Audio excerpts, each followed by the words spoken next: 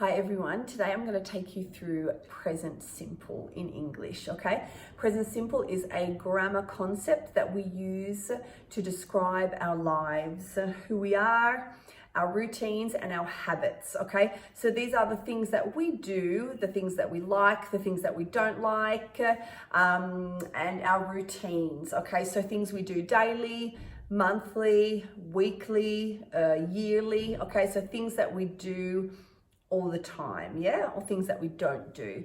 So some examples are, I'm Australian, okay, I'm 39 years old, I live in Italy, I have 3 children, I am an English teacher, okay, so that is all present simple, and that was just simply me describing who I am and what I do, okay. There are 3 things that you need to remember when forming present simple. So the first one is, for positive present simple sentences, okay, we need to add S to the verb for the third person. Now, when I refer to the third person, I'm talking about he, she, or it, okay? So, I work, you work, he works, she works, okay? We work, you work, they work, okay? Obviously that's a very simple sentence, but I think it's important to really understand how it's formed, okay? So some other examples are, I like ice cream, you like ice cream, he likes ice cream. So we just need that S on the end of the verb, okay, for the third person positive. Now, for negative sentences, we need the auxiliary verb do and does, which becomes don't and doesn't. Now, for everyone, it's don't. For the third person, it's doesn't, okay? So I don't work in a bank, you don't work in a bank, he doesn't work in a bank, she doesn't work in a bank, we don't work in a bank, you don't work in a bank, they don't work in a bank. So third person doesn't, everyone else don't. So those are negative sentences.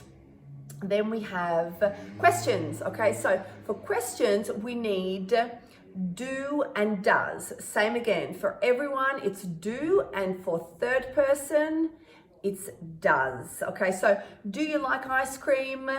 Does he like ice cream, okay? Do you go to the gym? Does she go to the gym, okay? So do and does, we need do and does for questions. So you need to remember present simple is for routines, habits, things we do, who we are, okay? To form positive sentences, we need to add S on the verb for the third person. To form negative sentences, we need don't and doesn't. Now remember, don't comes from do not, doesn't comes from does not, but in spoken English, we generally say don't or doesn't, okay? Then we have questions in which you need do or does. Do is for everyone and does is for the third person, and that comes at the start of the sentence. Do you like ice cream? Does he eat fish? Okay, so that's how present simple is formed.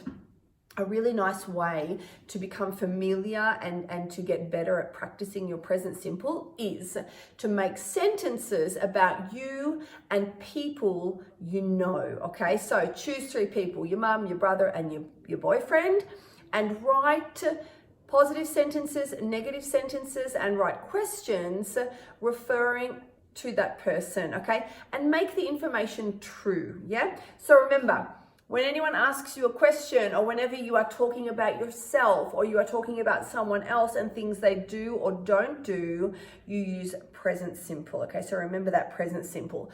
In present simple, obviously, is the verb to be. So I am Tanya, I am 39 years old. He is Robert, she is Italian, okay? So the verb to be comes in present simple because we're always describing people, who they are and what they do.